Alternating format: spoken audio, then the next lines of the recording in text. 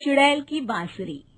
एक सुहाना सा दिन होता है और मगन, रामलाला, चंदन, राजन, तपन और गोलू के पापा गांव के बरगद के पेड़ के नीचे बैठकर अपनी शाम की गपशप कर रहे हैं।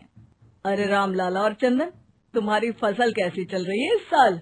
अरे बंधु, क्या बताएं, बारिश ने तो परेशान कर रखा है।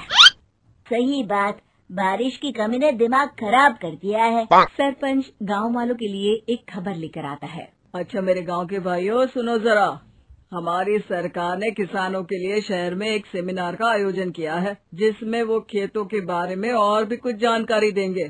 तो मुझे लगता है कि हमें वहाँ जाना चाहिए। सरपंच जी, मेरे खेतों में कीड़ों ने परेशान कर दिया है, उसके लिए कुछ जानकारी मिलेगी क्या? बिल्कुल, तुम्हारे खेतों के बारे में तुम्हें सारी जानकारी देंगे वो लोग। तुम तीनों को जाना चाहिए, बहुत फायदा होगा तुम्हें उससे। ये कहकर सरपंच वहाँ से चला जाता है और तीनों सोचते हैं कि वो शाम के वक्त मैदान पर मिलेंगे और वहीं से रवाना हो जाएंगे। तीनों दोस्त मैदान पर मिलते हैं और जैसे ही निकलना शुरू करते हैं तभी एक बांसुरी की आवाज सुनकर वो भी उसी ओर सम्मोहित स्थिति में चलना शुरू कर देते हैं। कुछ बच्चे हर बार की तरह अपना दोपहर का फुटबॉल का गेम खेल रहे हैं।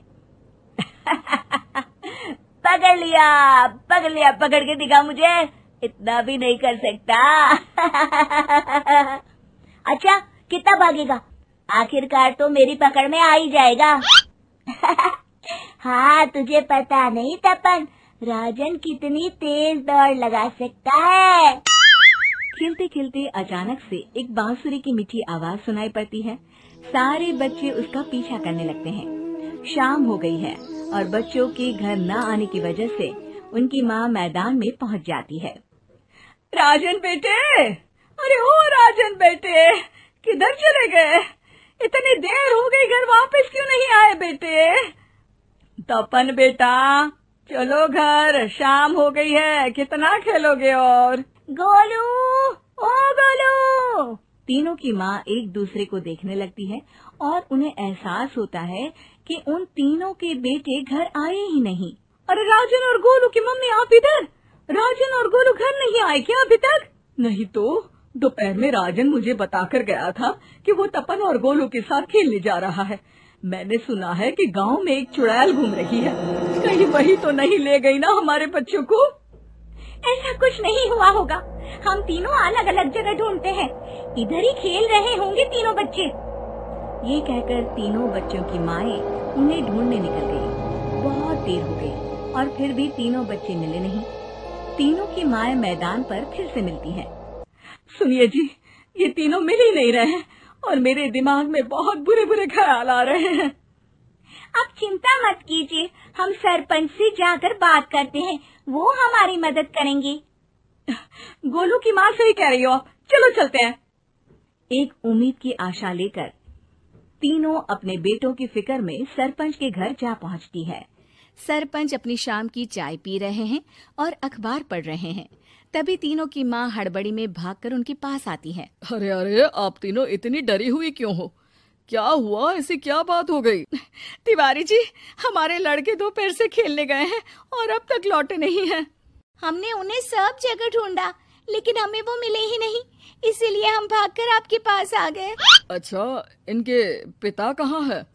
ये कुछ काम के लिए शहर गए हैं, इसीलिए हम भागकर आपके पास आए हैं। हाँ, मैं उसके बारे में भूल ही गया था। एक काम कीजिए, मुझे उस जगह लेकर चलिए जिधर वो आखिरी बार खेल रहे थे। सरपंच घर से एक डंडा लेकर तीनों के साथ मैदान की ओर निकल पड़ते हैं। तीनों मैदान पर पहुंच जाते हैं और उन्हें ढूंढने के लिए कुछ सुराग खोजना शुरू करते हैं। आपको कोई ऐसी जगह पता है जहां ये तीनों साथ में मिलते हैं? नहीं जी, ऐसी तो कोई जगह नहीं पता। अचानक से वही बांसुरी की आवाज आना शुरू हो जाता है और सरपंच सम्मोहित होकर उस आवाज की तरफ जाना शुरू कर देते हैं। अरे तिवारी जी, आप ठीक तो हैं? कहाँ जा रहे हैं? अरे ओ तिवारी जी, वो हमें सुन नहीं पा रहे हैं क्या? सरपंच बांसुरी की धुन में झुककर उसी दिशा में आगे बढ़ रहे थे। ये आवाज कैसी? ऐसा लग रहा है कि कोई बांसुरी बजा रहा हो। हाँ, सरपंच जी भी उसी दिशा में जा रहे हैं। सरपंच का पीछा कर तीनों मैदान के टूटे हुए बंगले पर पहुंच गए और सरपंच के पीछे दरवाजे के अंदर घुस गए। तीनों बंगले के अंदर झांकते हैं तो देखते हैं कि बहुत अच्छे से संभाला गया है बंगला। उतने में एक हंसी की आवाज आती है। मेरी बांसुरी, तूने मुझे आज तक कभी तंग नहीं किया। हमेशा अपने जादू से लड़कों को खींच लाती है। ये बोलते ही राजन की माँ को तीनों बच्चे और उनके पिता वहाँ चुड़ैल के पास लेटे हुए दिखते हैं। अरे वो देखो गोलू के पापा। अरे रे। अरे गोलू की माँ, आप चुप रहिए ना जरा। उस चुड़ैल ने देख लिया तो हम भी फंस जाएंगे। इन्हें बचाएगा कौन? लगता है ये शहर गए ही नहीं और इस चुड़ैल ने इन सबको भी यही बुला लिया है। अब हमें इन्हें छुड़ाना होगा। एक काम करते हैं।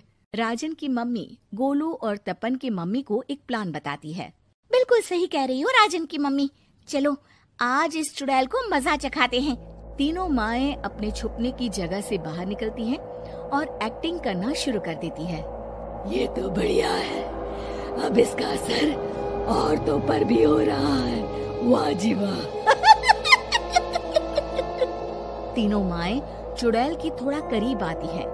राजन और गोलू की माँ चुड़ैल को पकड़ लेते हैं और तपन की माँ बांसुरी हाथ से पकड़कर तोड़ देती है। अरे पागल औरत, ये क्या कर दिया?